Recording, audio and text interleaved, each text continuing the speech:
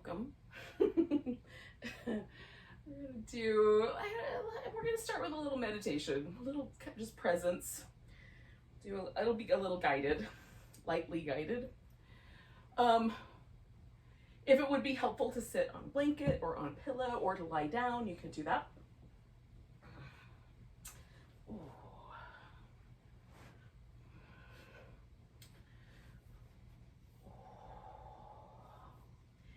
The important part really when we're doing any sort of formal practice of mindfulness, we'll call it that, it's just to make sure that we're relatively comfortable and we can relax without too much, not into patterns that maybe make us sleepy or dull, but also not, patterns that are stiff or tight or where the muscle is held rigidly, especially around the spine. So that's the important part. Get yourself settled so that you can relax the muscle and the bones just kind of hold themselves in place. So whatever that looks like.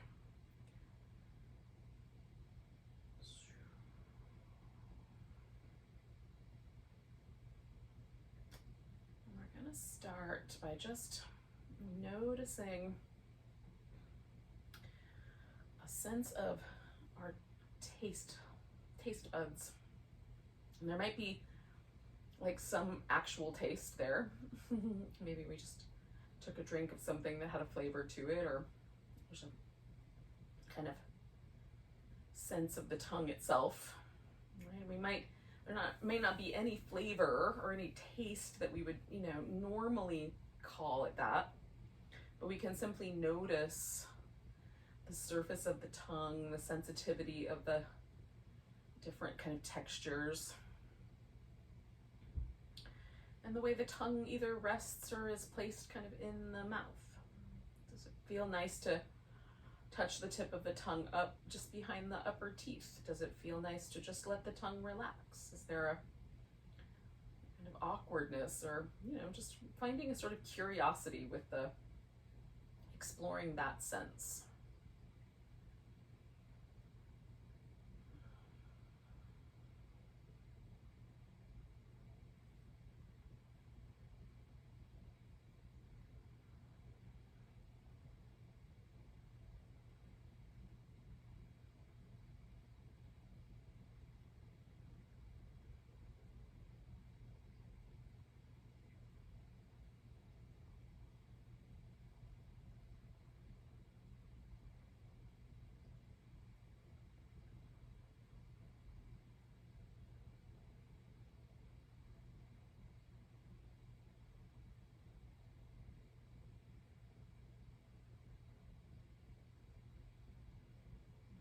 This sense is particularly intriguing or particularly difficult, you can kind of circle back around to it at some point in a sort of journaling or a thought experiment kind of approach, really just considering the way that we use the word taste, both to describe a sense and also a sort of value that we apply to things. Like you have good taste in music, for example. Exploring the idioms around taste might be interesting. It might be an interesting exploration. But for now, we'll leave the sense of taste and come instead to a sense of feeling touch. We might just concentrate on the tips of the fingers, the little pads of the fingers. And if we're resting the hands, like I've got my fingertips resting on my knees so I can feel the texture of my clothing, or we might shift to the entire sort of surface of the skin. Notice the temperature of the air or the sensation of air against the skin, the sensation of the clothing we're wearing, maybe the sensation of the body itself sort of settling or resting in a seat or a position. We might become aware of little places in the body that feel slightly different than others, or slightly more tender, or slightly tight, or just give us a little bit of feedback as we tune into this sense. Are there places in the body that are always a little bit vulnerable feeling?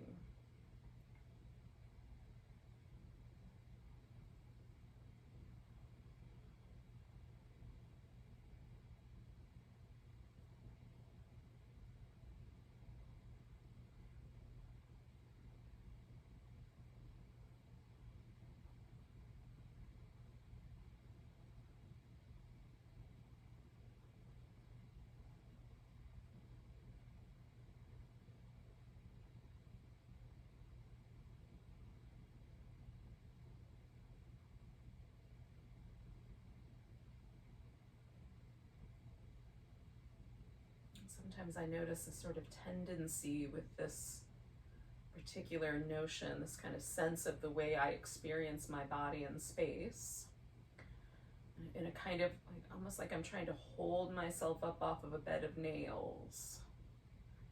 Like I have to carry myself away from the Earth's gravitational pull.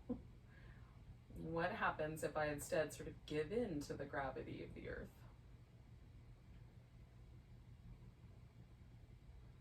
And that may not be true for you, but just notice if there's any sort of sense of your relationship to gravity that you perceive through your sense of touch or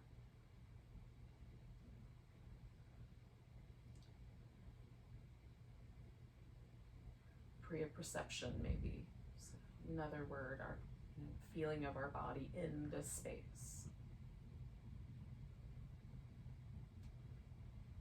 And again, if anything sort of surfaces as like something that sticks a little bit for you, feels a little gruff or a little rough, or it feels a little sandpapery, even annoying, or if something surfaces that feels really interesting, like, oh, I need to explore that further.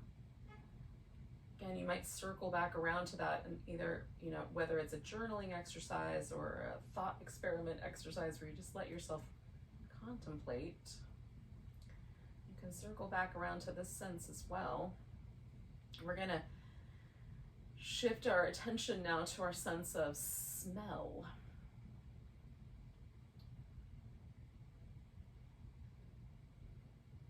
Take in the sense of the room around us. And there might be, again, this is one of those senses where the brain will sort of weed out, sort of, almost erase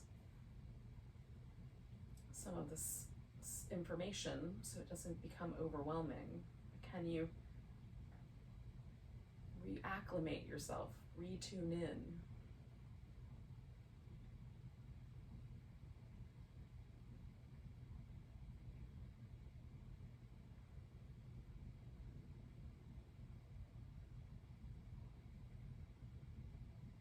While I was waiting to see if anyone would join me tonight, I watered some plants, and there's just the barest hint of that wet dirt smell, which I don't usually perceive, maybe because I'm noticing, right? Maybe there's like the barest hint of scent. Maybe there's an overwhelming scent.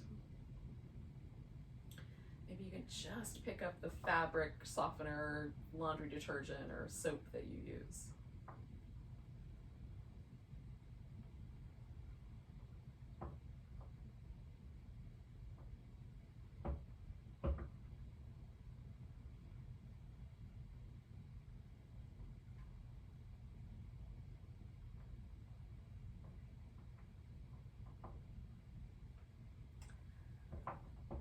Sometimes smells come through that I find, like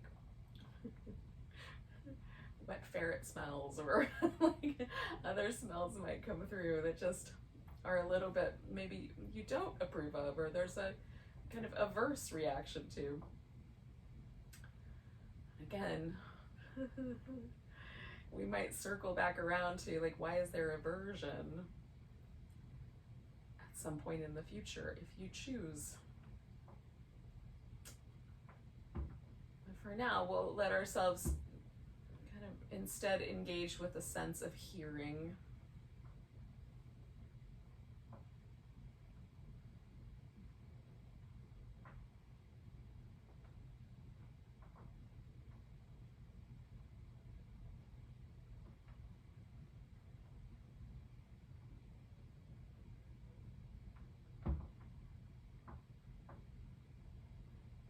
There might be sort of repetitive or constant sounds like air conditioning or clocks or, appliances.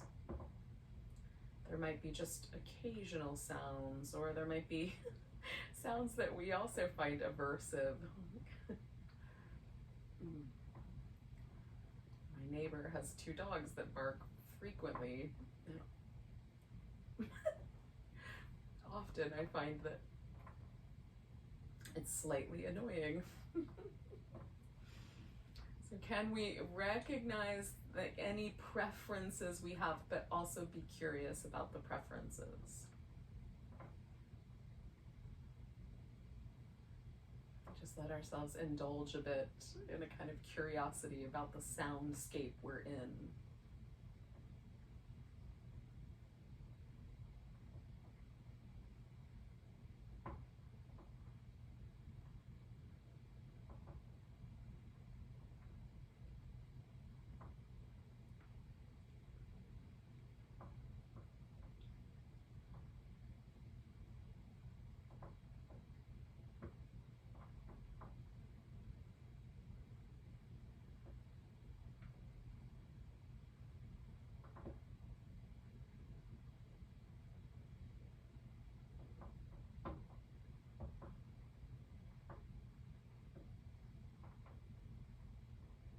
Again, we might circle back around to anything that was particularly interesting, both in a sort of positive or in a negative way. I've been working on my, feelings around, like, why does the sound of dogs barking sometimes make me grouchy? What I realize is that there's a sort of judgment associated with that. It comes from like my perception that you can control a dog's behavior. And I'm judging my neighbors for not doing that, which is ridiculous, really. So sometimes that's fun. It's a fun trip, so we'll save that for later. We'll come back around. Before we open the eyes, we're going to come to the sense of vision, but we're going to do this from an inner perspective. So the nerves that operate the right eye travel across the, through and over to the left hemisphere of the brain, and the nerves that operate the left eye travel over to the right side of the brain. So there's a point where both of the sets of nerves cross. And right at that point, there's a little, I think it's the pineal gland. And so this is kind of thought to be the source of the third eye phenomenon, this notion that we have this kind of inner screen or inner vision. So can we tune into that before we open our eyes? Some people experience it as a sensation in the middle of the forehead, and some people experience it as a sensation sort of just behind the eyes. Some people don't experience any sensation at all.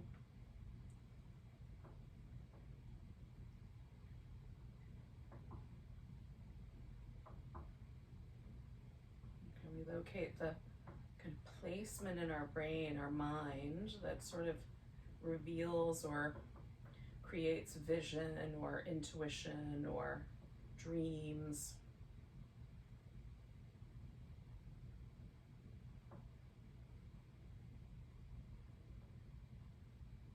And just familiarize ourselves with this sort of sense of vision from where it emanates. And even if you don't have an outward sight, this sense of inward sight exists maybe for everyone, although differently perhaps.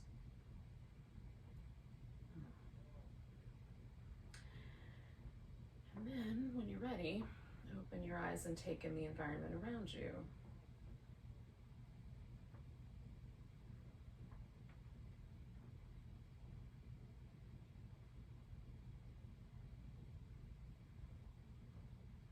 You might do that with a sense of sort of freshness. Maybe we've never looked at it before. Maybe there's a sense of familiarity. We've looked at it 1,000 times or more. And both simultaneously.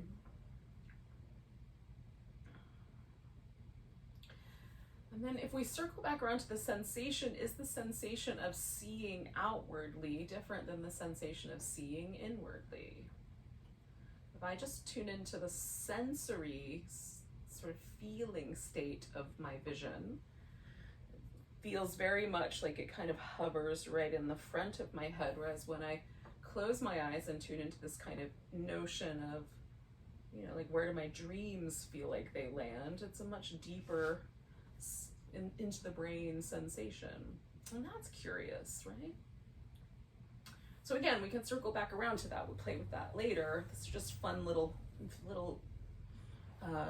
journaling prompts, meditation prompts for you to indulge in at some time in the future.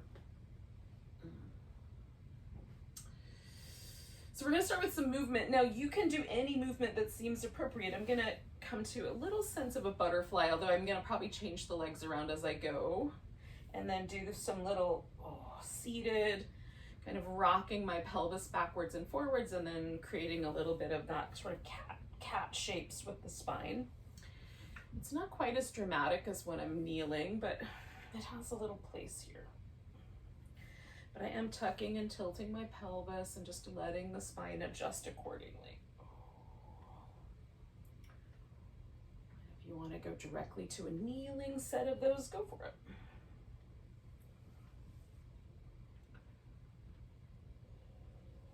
Now I'm going to kind of add on to this. And I'm bringing the ribs forward, and then I'm going to circle them around to the side and then around the back. And then bring them forward again. I'm going to go in this one direction several times, maybe 3 or 4.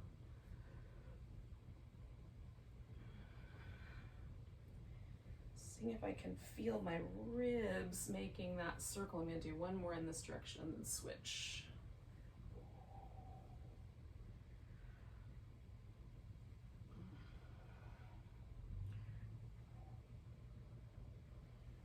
Is there a direction that feels more pleasant?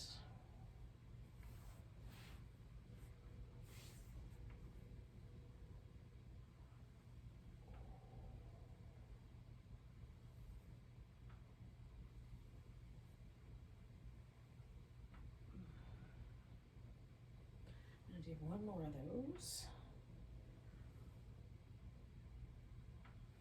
And then come back to the back. And then the front, do a couple of these little tilt back and forths again.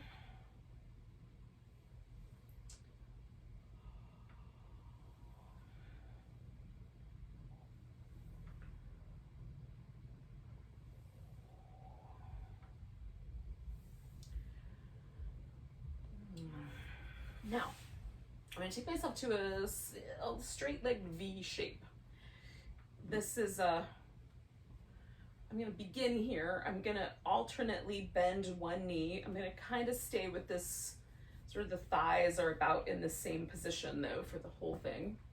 You can do the entire thing with one leg bent and one leg straight. So you don't have to do any portion of this with 2 straight legs if that's problematic for your hips or your knees, or the way maybe it tilts your pelvis back and makes your low back grouchy. I put a little blanket underneath my knees just to give the back of my knees a little bit of support, and I might play with that along the way. So I'm going to start out with just choosing a direction to turn in. Now normally my general favorite direction is to turn left to start with. I'm not really sure why, but it is.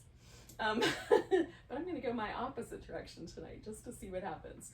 Now, immediately I tried to lean into the sit bones, so I'm going to put the weight back into both my sit bones. And again, like because I'm turning towards this leg, I could bend this leg, I could bend that leg. I'm going to leave them straight for now.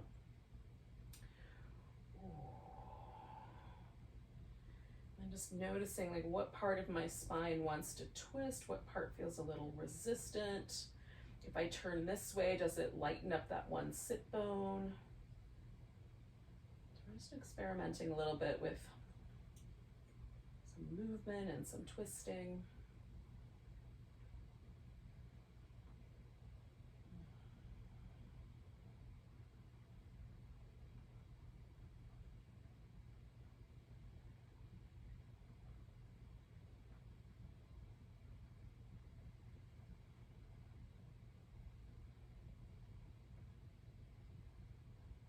To about 3 more breaths.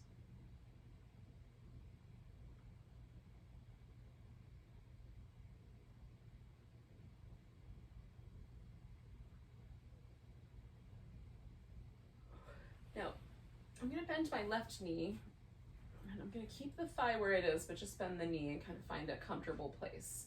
You can snuggle the foot in as tight or as loose as you want. You can keep it straight if you like. I'm going to fold over this right leg just directly towards it in the direction that I was twisting in.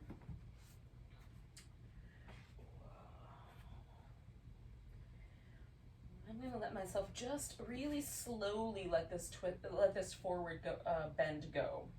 So I'm starting just where I immediately felt resistance, paused right there.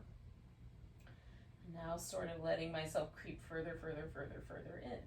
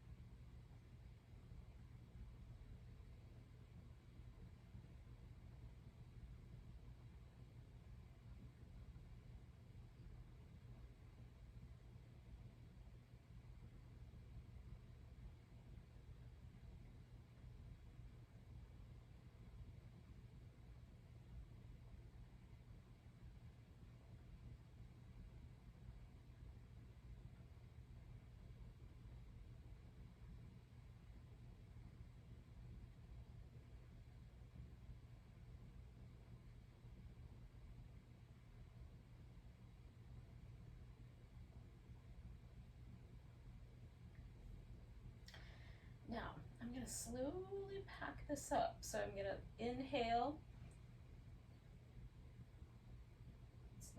Slowly bring myself all the way up to sitting all the way up. Now, I'm just going to turn to the middle. I'm leaving this leg bent that I have bent, which in this case is my left leg. Now you can just pause here, and that might be all that happens next. It's just a sense of sort of feeling the tissue in your back, or the back of the hip, or wherever there might be sensation, back of the leg, gently shifting as you pause. If you want, you can follow along. I'm going to fold forward just right into this empty space. I'm leaving this leg bent for now, and then I'm going to mess around with that a little bit in a few, 30 seconds, a minute, something in that range. But again, this leg could be straight, both legs could be straight.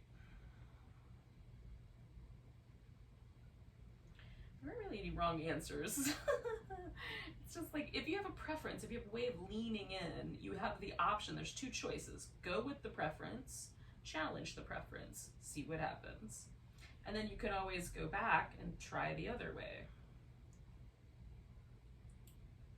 Sometimes there's a reason for a preference. You like it better for good, there's plenty of good reasons. It feels more whole, it feels better for your body, it feels more gentle or more nourishing. Sometimes we just have a preference because someone told us that was the right way to do it, and then we find out we like it a different way. If we might find that out if we challenge the preference. So that's all. It's all an effort to explore. So all I'm going to do is come up and straighten that leg out and go back to the fold and see how it changes things.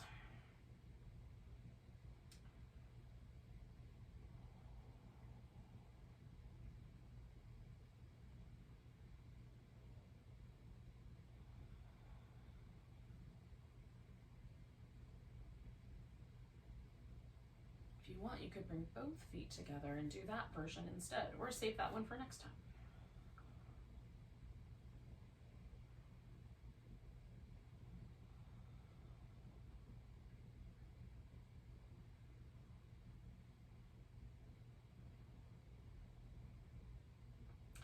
Now I am perceiving these little teeny tiny changes in tissue that are still happening as a result of stretching out that leg.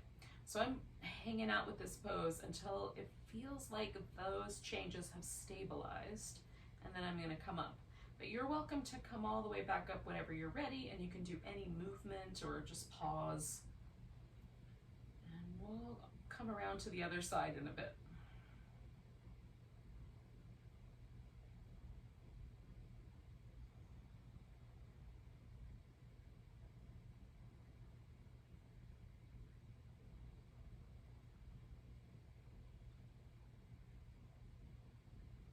Do about 2 more breaths.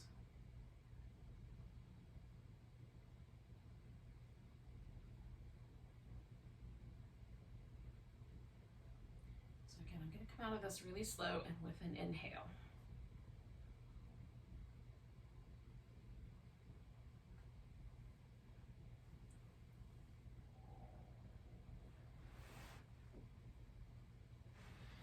Might engage with a little bit of movement. I'm going to do some little ankle circles.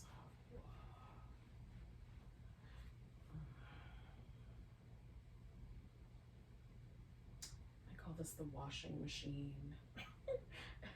Feels a little bit like you're an agitator in the center of the washing machine. And I'm just going to let my washing machine turn into the twist going the other direction. So again, I'm back, I've just kind of hung out with those 2 straight legs. Again, I'm kind of noticing how I might be sort of leaning in one direction, backwards, forwards, to the left. Just settling myself as best I can right in the center. There's no sense of pulling or tugging in a direction just yet, just the twist, kind of spiral.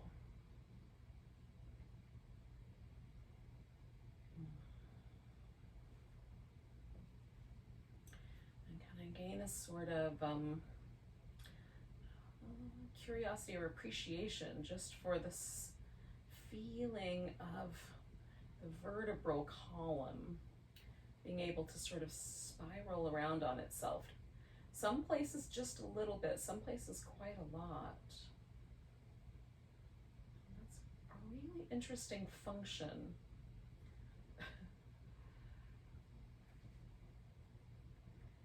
All of the little fascial, tendinous, muscular levers that get pulled when we make just a simple movement like a twist happen.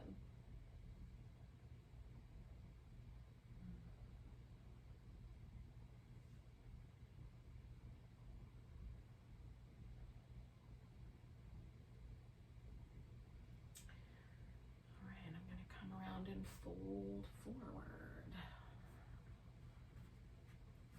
So again, I'm just going right over this left leg and letting myself take my time. I've found sensations, so I'm pausing there, and if it softens, it did on the other side, I'm going to let myself fold a little more.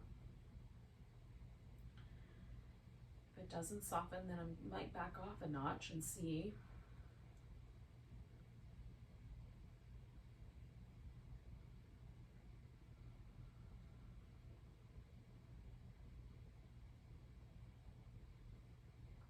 Realize that I didn't fold my other leg, so I'm going to do that really quick just so I have a little bit more of a comparison there.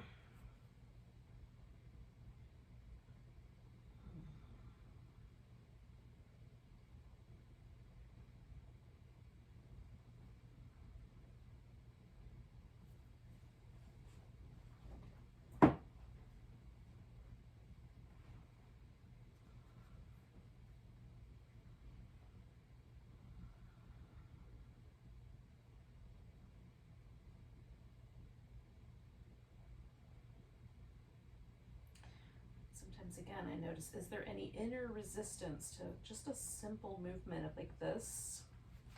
Is there any external resistance, some tender places or vulnerable places that feel like they're getting a little too much?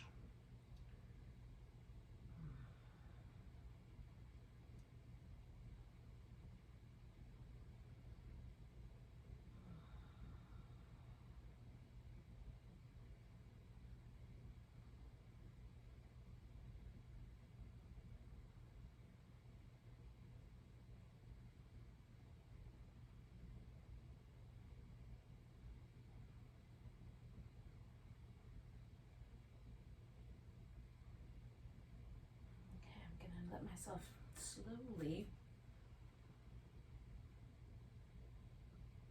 come back out of there.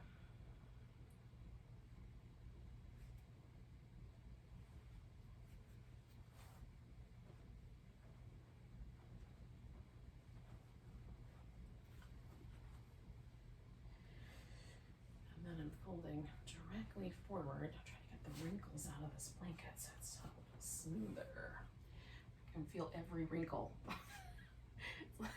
Like I'm Goldilocks. It's too hard. Or the princess and the pea. I'm not sure which character I best is. That is yet another journaling prompt. When I'm feeling prissy, am I more like the princess and the pea or more like Goldilocks? Which way does it go?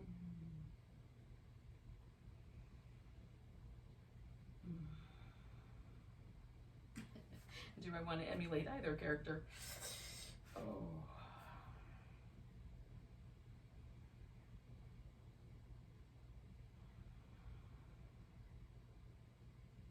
So again, just, kind of brought myself out of that little reverie and back to just experiencing the pose, my breath, the way this pose is kind of unfurling. Again, I'm going to do this just slightly come out of there, straighten that leg back out, and then come back to the fold. Again, it could be both knees are bent instead of both legs are straight.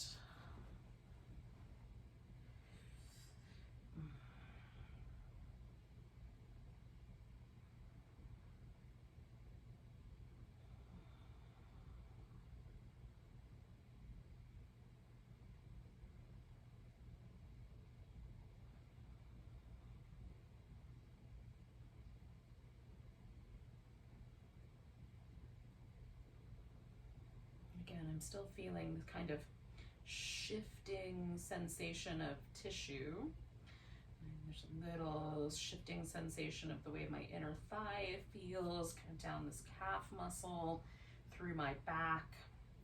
Even with just that simple change of straightening a leg. So I'm waiting for that to feel a little less like it's moving and a little more like it's reached a stability. And then I'm going to come out of there. If that doesn't make sense to you, just feel like intuitively when is it the right time to come out of a pose.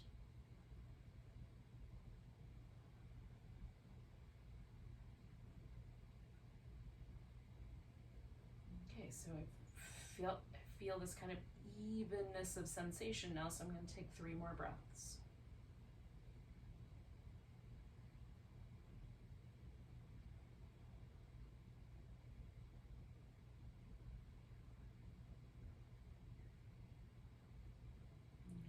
The 3rd breath to help myself come out.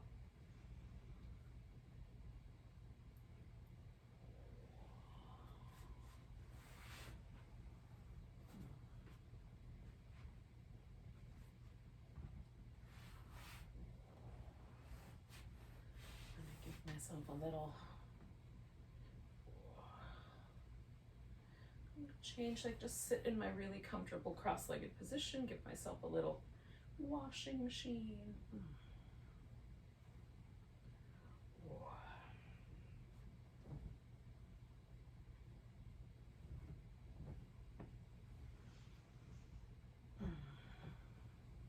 I've angled the clock so it's hard for me to see. Okay. Of course I have.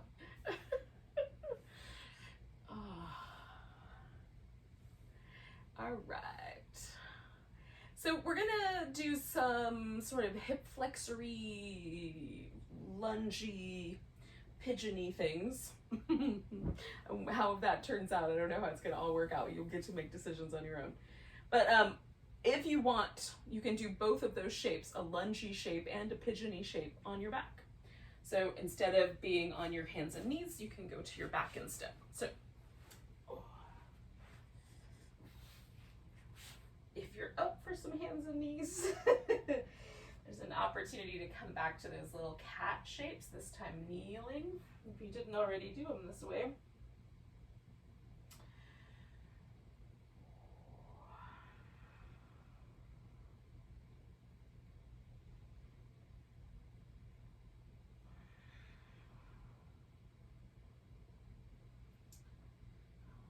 So when it feels like a good time, pick a leg and bring that leg forward. So there's a couple of possibilities here. Possibility number one is you just pause. Just put a leg forward, a leg back, pause. Possibility number two is that you kind of come along with me on this little back and forth movement. So I'm going to move forward. Going to move backward. And I'm using blocks just to create stability, so it's really easy. And I'm hugging my heel up against my buttock as I come forward, because that makes my knee less vulnerable to the, it doesn't move my kneecap around as I slide around on the floor here a little bit.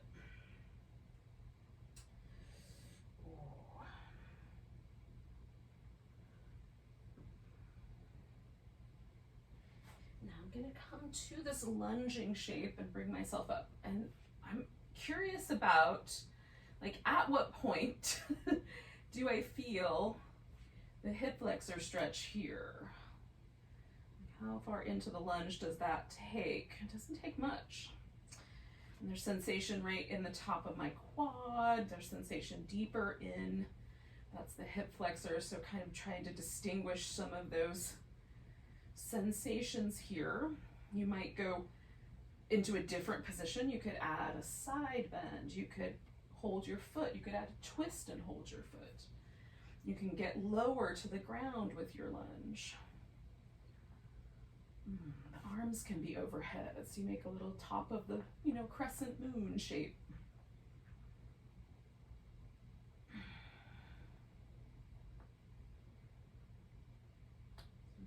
Feel your way into the lunge or within the lunge. We'll take a few more breaths.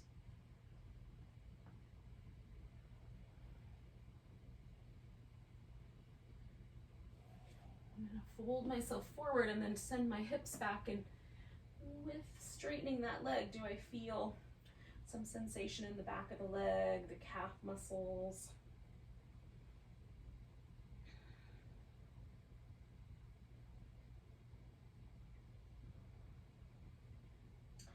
At this point, I'm more or less trying to keep both sides of my spine relatively even and folding directly over the front of my, hips. Take a couple more breaths with that.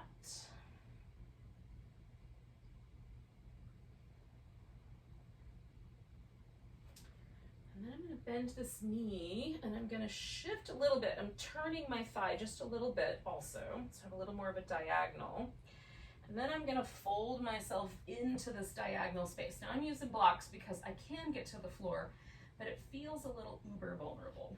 So I'm also going to tuck my toes in. So this is kind of a bowing warrior, humble warrior kind of shape.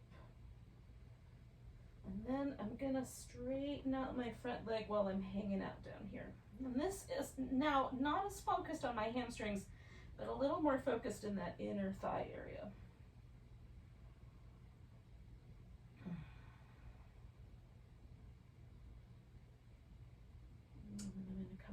To this kind of humble warrior shape.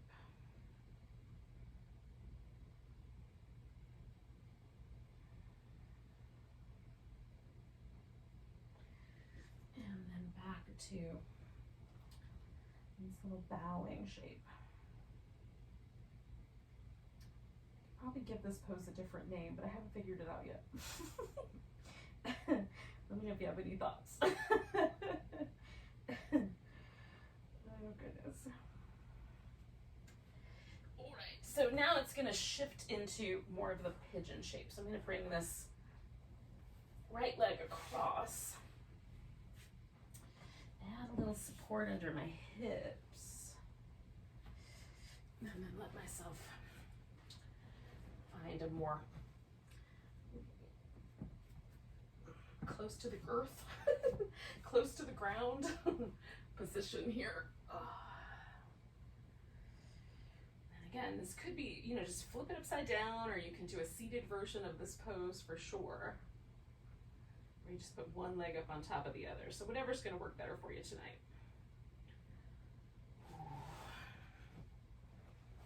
And then is it going to get really relaxed? Or stay a little more active?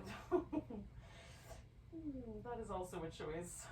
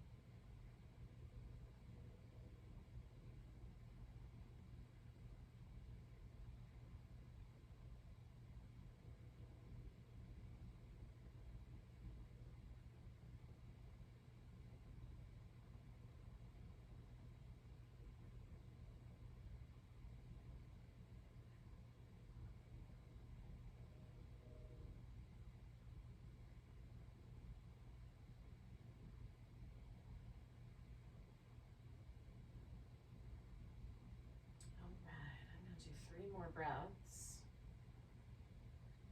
I'm going to come all the way out of here and just kind of do some movement, but if you would like to be a little more focused, like maybe you want to do some downward dog or something like that, you can certainly pick pick a more structured pose. I'm just going to sort of melt melt out of that shape and see where I landed.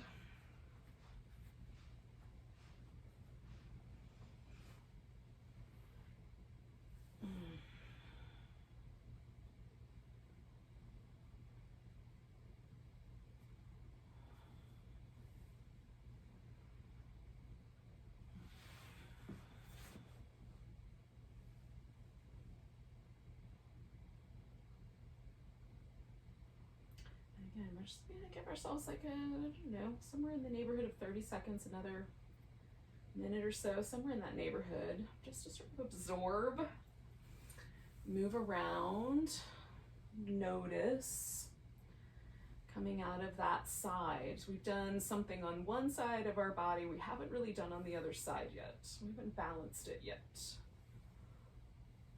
What does that feel like?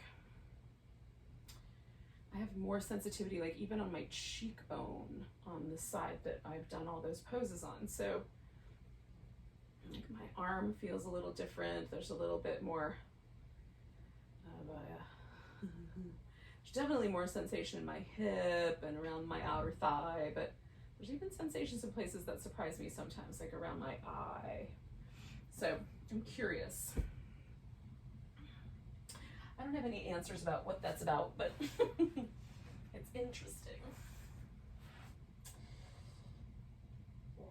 So just to prep the same way I prepped last time, I'm going to do a few rounds of cat.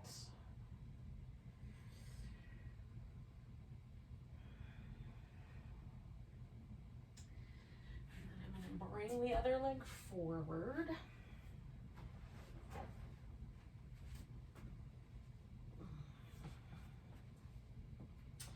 Again, just pausing for a moment.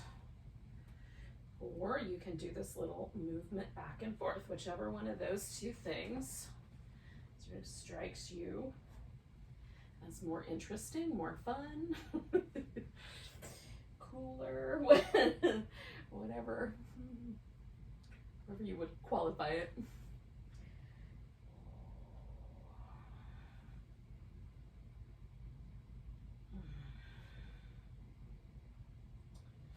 going to do that one more time.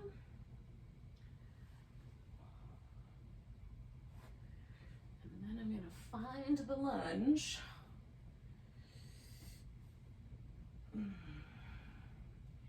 Again, I'm trying to kind of find where's the moment where I don't really have a lot of sensation there on the front of my hip, and then as I lean into the sensation, where do I start to notice it?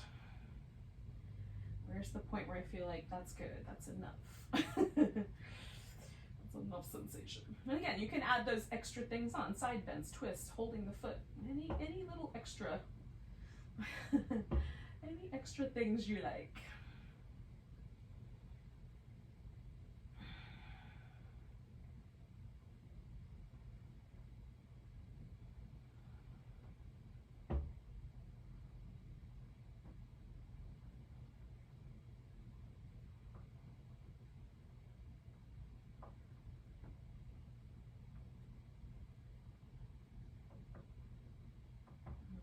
Do 2 more breaths.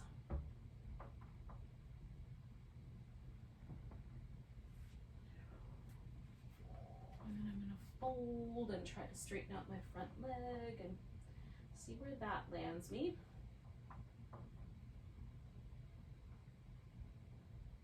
I'm trying to notice, like, is there any slight twisting or slight pulling that I didn't notice on the other side, or that I notice there's less than I noticed on the other side, you know, comparing just in my mind my experience this time versus the other.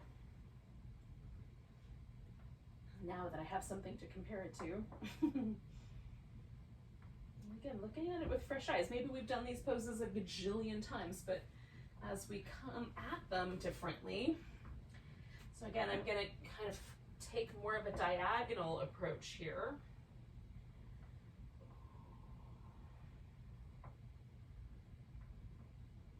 It's kind of bowing, humble, kneeling warrior shape.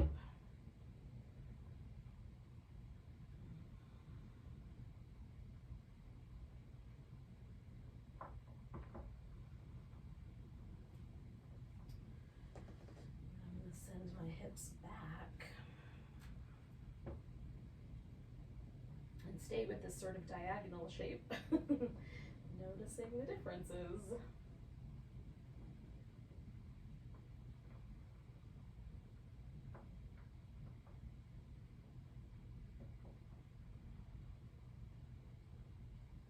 And go back to the first shape.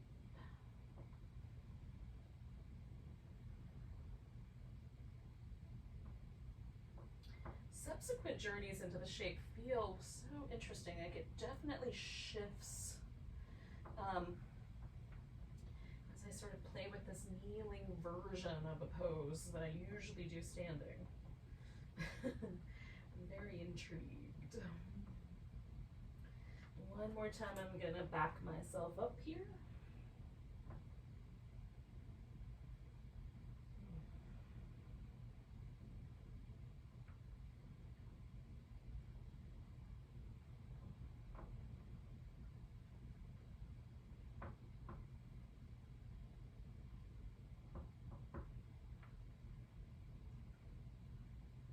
Do a few more breaths. And then I'm going to transition this into the little pigeony shape, and you're welcome to do that whenever you think it feels good.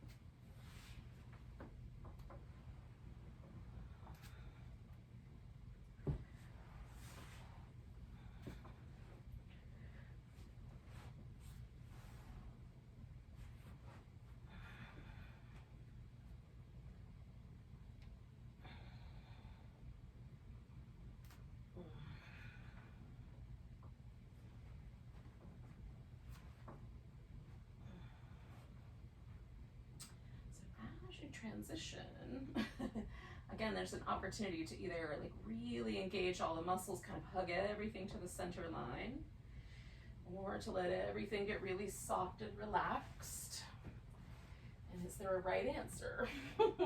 And just a right answer to you right now. Not necessarily for all time.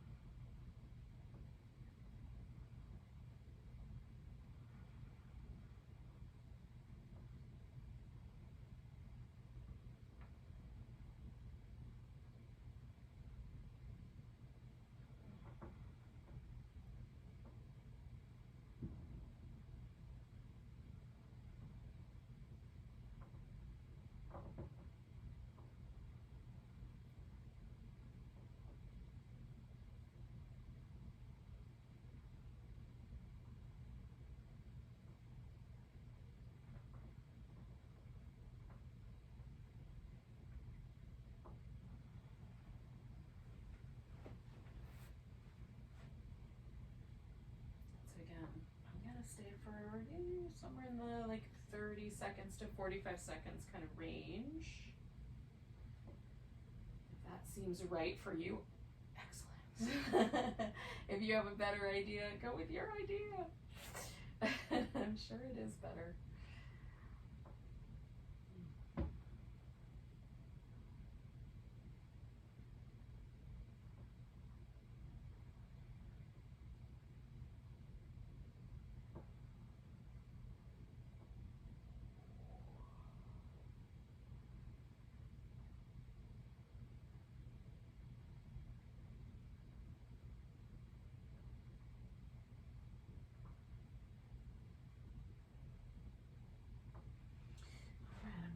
Myself just gently resume a seated position.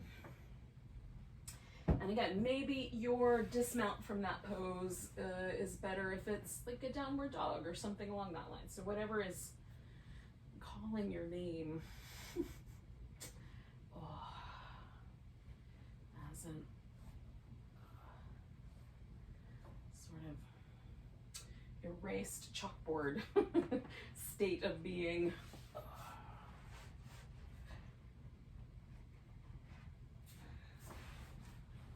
For me, that was just that cross-legged sitting position I was in at the very beginning. That's my chalkboard. And can I pause here long enough to just appreciate sort of the changing landscape of those two sides settling together? Now, I'm going to do in a moment, I'm gonna just keep letting that happen while I talk to you. So I'm gonna do the most simplest of inversions. I'm gonna take a blanket and I'm gonna fold it and put that underneath my hips. And then I'm gonna start with my legs stretched out, so it's gonna be like a supported bridge, but with, you know, straight legs.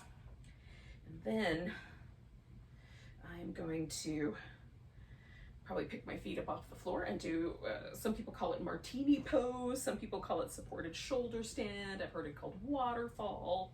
You can decide what you want to call it. I'm just going to pick my legs up and go straight up. So it's like a shoulder stand, except that I'm not going to hold my body up with my hands. I'm just going to let the pillow hold me up over here. So, or the blanket rather. So that is going to be the setup. I folded this blanket, so it's really not a very tall, it's just a couple of inches of height, but it's enough. And it may or may not be enough for you. Maybe a yoga block, or you want to do a regular version of shoulder stand, or you want to put your hips up on the edge of a chair or the couch so that you're in a shoulder stand that's held but higher. So all of those things are possible. Take this clip out of my hair real quick. All right, so I just get myself on this little folded blanket and then sort of find the place where my pelvis is supported, but my low back is not feeling in any way like pushed around. And then I can let my legs go out straight and my shoulders you know, there's that sense that my shoulders are lower than the hips.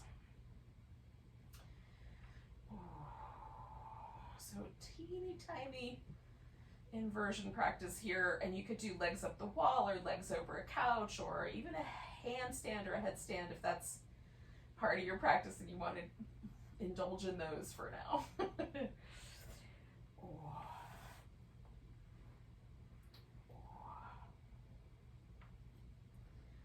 Super easy going.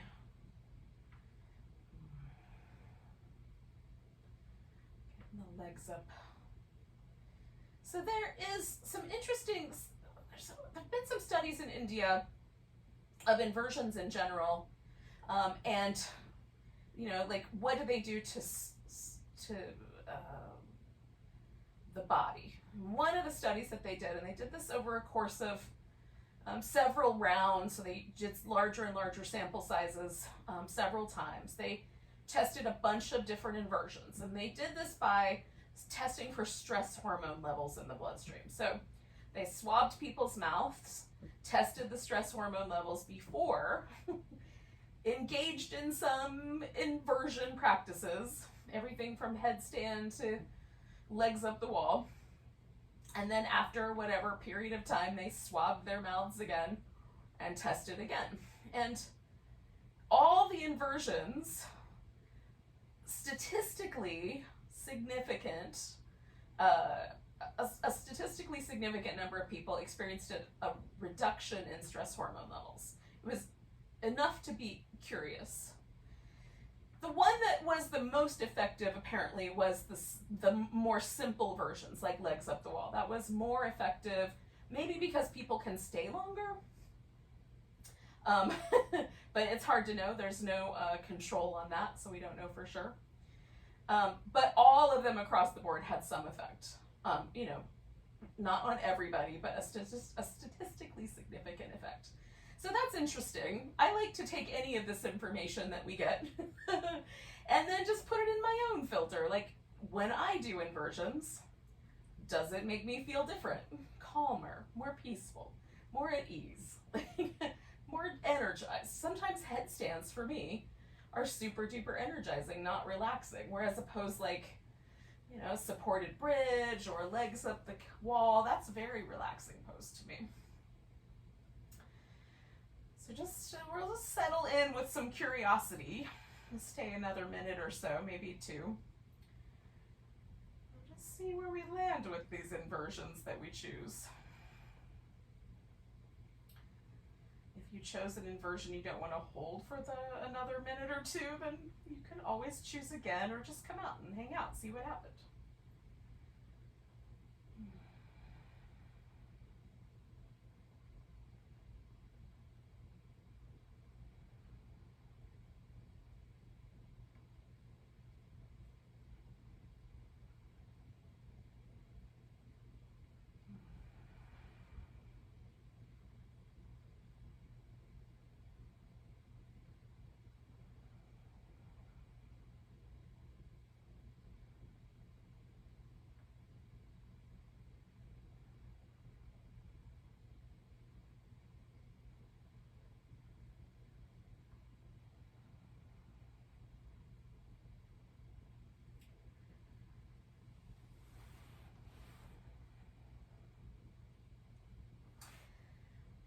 I'm gonna do just a really minor change. I'm gonna take this blanket out, I'm gonna put my feet together, and I'm gonna drop my knees open. Just come to a reclining butterfly pose.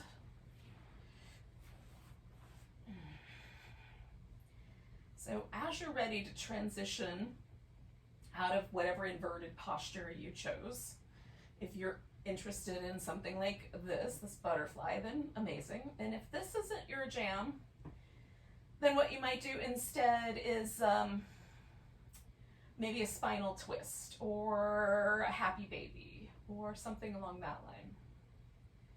Maybe you're in an inversion that's so comfortable you just want to stay there, and that's fine too.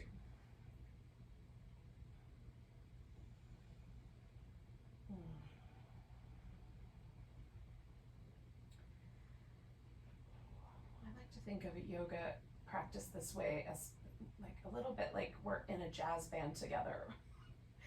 It might be cacophonic, but it's all jazz.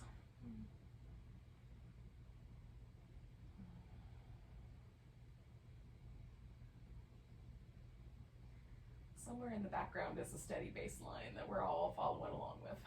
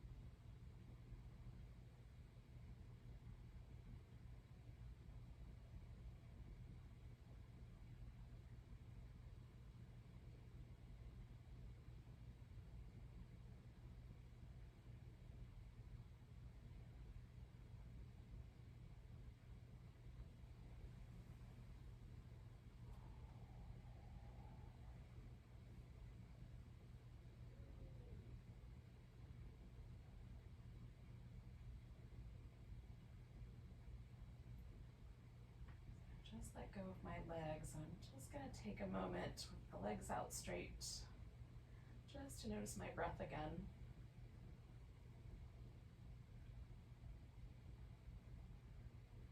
I invite you to the same center of attention.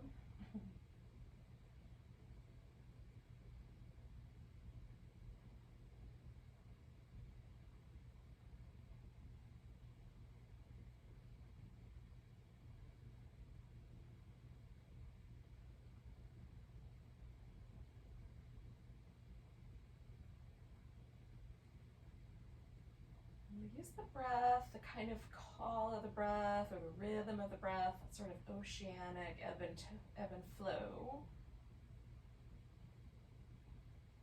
Kind of gently bring us back towards some movement and eventually to sitting.